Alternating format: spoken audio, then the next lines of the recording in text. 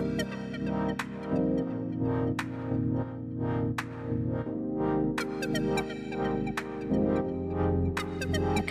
hello.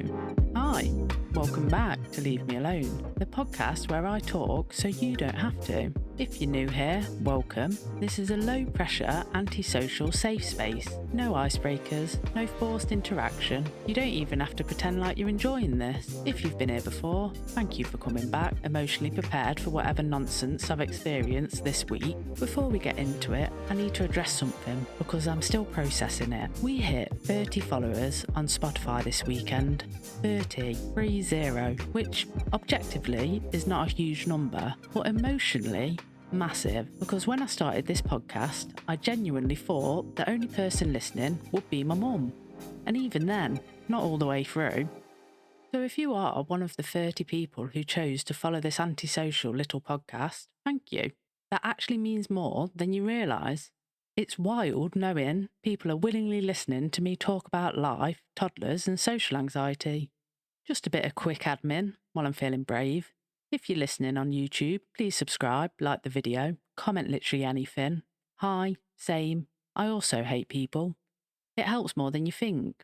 If you're on Spotify or Apple Podcasts, hit follow, rate it 5 stars, not because it's perfect, but because I left the house for the content and suffered.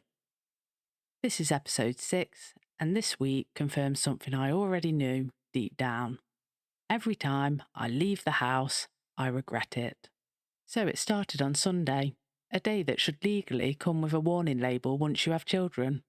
We decided, very confidently, to go for a nice little wholesome walk around a reservoir. You know the type.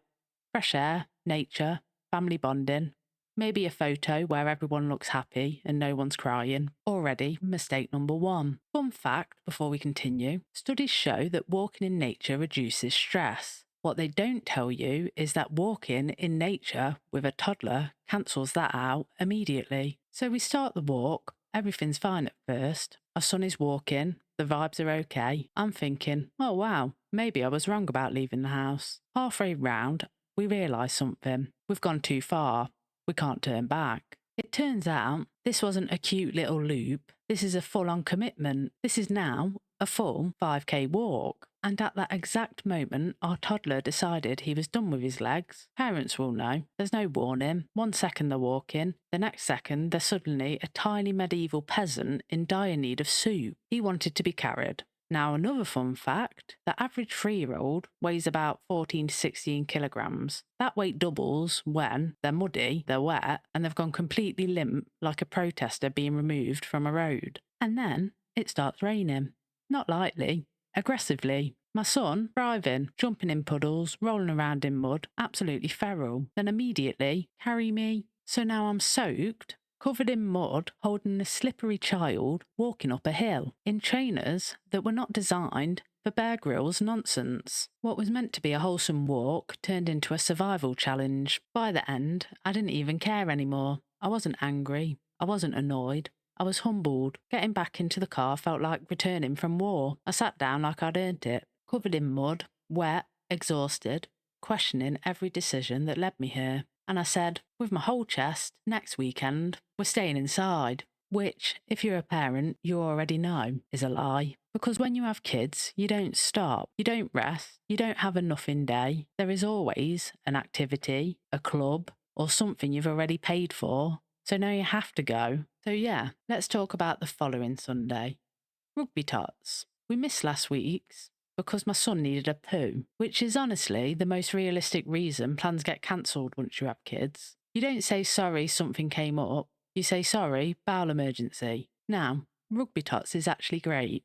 My son loves it. I sit on the sidelines and cheer him while my wife runs around the sports hall with him. Why? Because my child respects absolutely none of my authority. He takes no direction from me. Nope, I'll say go over there. He'll look at me like, who are you? My wife says it. Immediate compliance. I'd like to say I'm the fun mum, but realistically, I'm just the mum who says yes to everything and regrets it later. This is not gentle parenting. This is being emotionally bullied by a toddler. Anyways, then my least favourite part of the week, a random woman walks into the sports hall, looks directly at me and says, "Excuse me, sir, do you work here? Sir. Now, let's unpack. First of all, no. Second of all, no.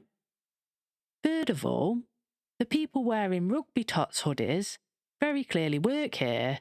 I am a woman, a masc lesbian, sitting on the sidelines, minding my business. But socially anxious people know what comes next. You don't correct them. You don't explain.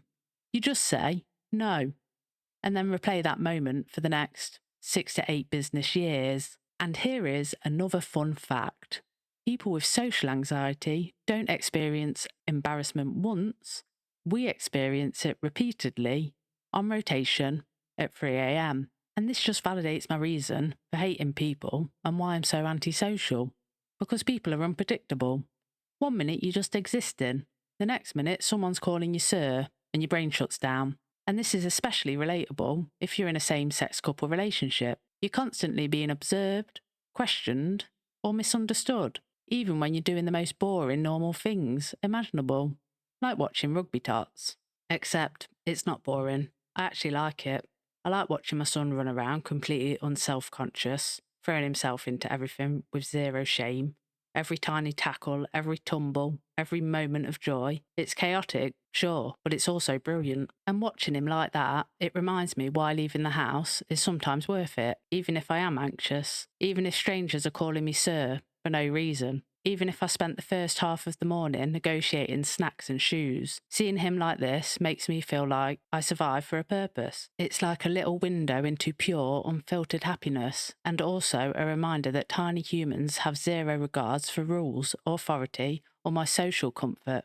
But somehow, I don't mind. But let's be honest, surviving any outing with a tiny human is basically a full contact sport if you're socially anxious. So for those of us trying to leave the house without completely melting down, here's a very professional, extremely serious guide on how to survive with a toddler in public. 1. Prepare like you go into battle. Snacks? Check. Extra clothes? Check. Emergency toy? Check. Phone fully charged in case you need to call for an emotional extraction? Double check. Number 2. Dress for maximum durability. Shoes that can survive puddles, mud, or rogue toddler attacks. Clothes that hide stains, because that will happen. Layers are your friend. It's colder than you think, wetter than you think, and stickier than you think. Number 3. Set expectations to 0. Peaceful outings? Forget it. Quiet conversations with strangers? Optional. Finishing a walk without crying or public embarrassment? Highly unlikely. Survival is the goal. Number 4.